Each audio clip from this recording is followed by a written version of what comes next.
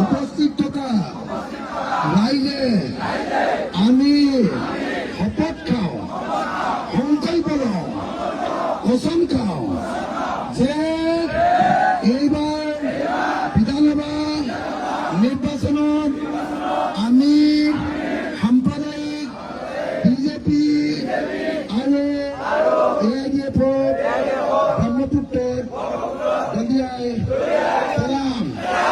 আমি কোনোপধ্যে NDA-ক ভোট নিদিওঁ, অসম গণ পৰিষদকো ভোট নিদিওঁ। এইবাৰ পূব গোৱালপাৰা সমষ্টিত আমি আব্দুল ৰছিদ মণ্ডলক চিলিণ্ডাৰ চিনত ভোট দিম।